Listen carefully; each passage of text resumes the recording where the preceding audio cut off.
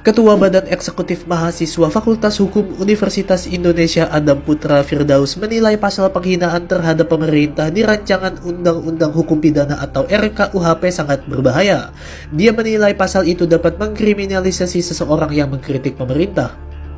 Pasal penghinaan terhadap pemerintah yang sah diatur dalam pasal 240 RKUHP. Rancangan aturan itu menyebutkan bahwa setiap orang di muka umum yang melakukan penghinaan terhadap pemerintah yang sah yang berakibat kerusuhan, ancaman hukumannya adalah 3 tahun penjara dan denda. Adam juga menyoroti pasal penghinaan terhadap kekuasaan umum atau lembaga negara pada pasal 353 RKUHP dengan ancaman 1 tahun 6 bulan. Menurut dia, kritik terhadap lembaga negara merupakan hal yang wajar. Selebihnya, Adam menilai pasal 354 RKUHP lebih parah. Dia mengatakan pasal itu mengatur tentang penghinaan terhadap kekuasaan dan lembaga negara melalui media elektronik. Menurut dia, pasal ini bukan delik aduan. Artinya, siapapun bisa melaporkan seseorang karena hanya mengkritik sebuah lembaga negara melalui media elektronik. Pasal penghinaan presiden dan wakil presiden kembali muncul dalam rancangan Kitab Undang-Undang Hukum Pidana. Dalam draft RUU KUHP terbaru itu, penghinaan terhadap martabat presiden atau wapres dikenai ancaman maksimal 3,5 tahun penjara. Bila penghinaan itu dilakukan lewat media sosial atau sarana elektronik, ancamannya diperberat menjadi 4,5 tahun penjara.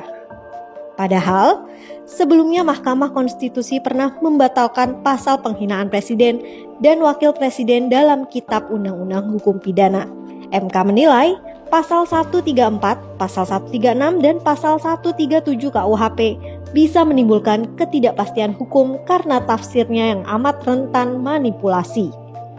Namun, kini pasal tersebut tetap muncul dalam RKUHP.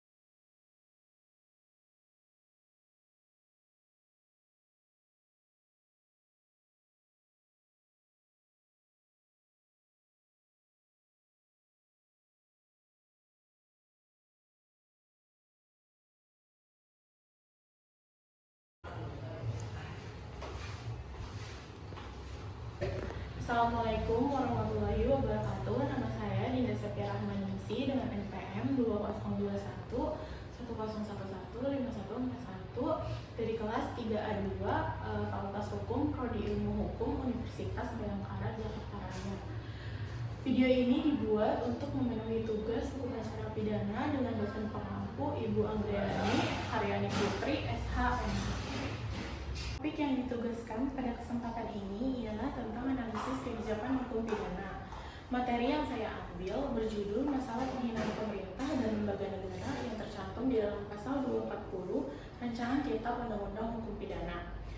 Pengesahan Rancangan Kitab Undang-Undang Hukum Pidana yang dilaksanakan pada sidang paripurna Selasa 6 Desember 2022 menuai banyak kritikan karena memuat beberapa pasal yang kontroversial.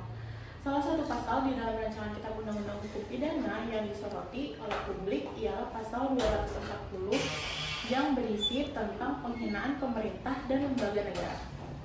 Di dalam pasal 240 berisikan setiap orang yang di muka umum melakukan penghinaan terhadap pemerintah yang sah yang berakibat terjadinya kerusuhan di dalam masyarakat dipidana dengan pidana penjara paling lama 3 tahun atau pidana denda paling banyak kategori 4. Di dalam draft 3 November 2022, penghinaan terhadap pemerintah dan lembaga negara dilebur menjadi satu pasal dan menjadi milik aduan secara terbatas, yaitu untuk penghinaan yang tidak mengakibatkan kerusuhan. Publik beropini bahwa pasal tersebut kurang transparansi dan tidak jelas. Adanya kata penghinaan yang dianggap tidak jelas karena tidak adanya batasan penghinaan yang dimaksudkan. Menurut beberapa sumber, pemerintah seharusnya dijadikan sebagai objek kritik. Namun dengan adanya pasal ini menjadikan pemerintah seakan-akan kebal akan kritikan dan opini yang dilontarkan publik.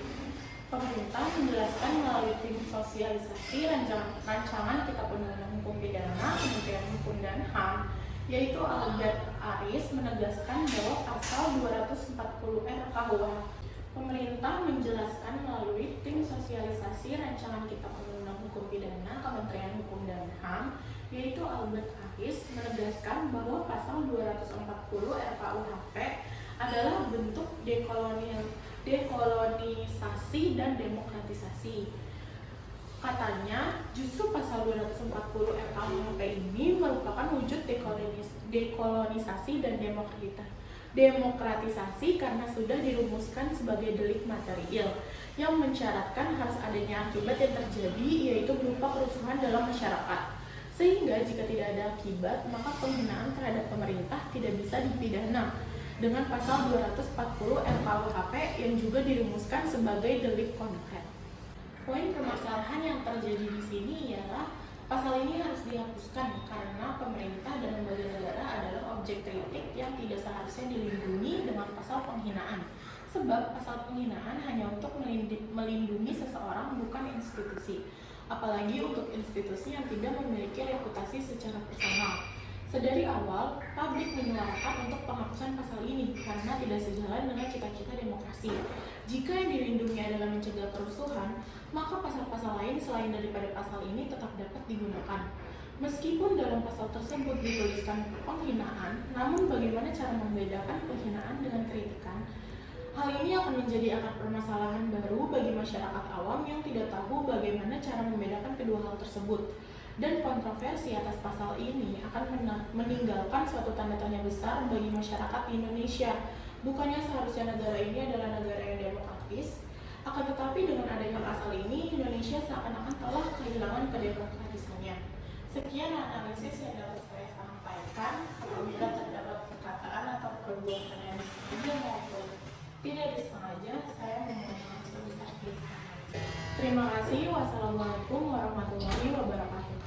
'Cause I'm lost in the way you move, the way you feel. One kiss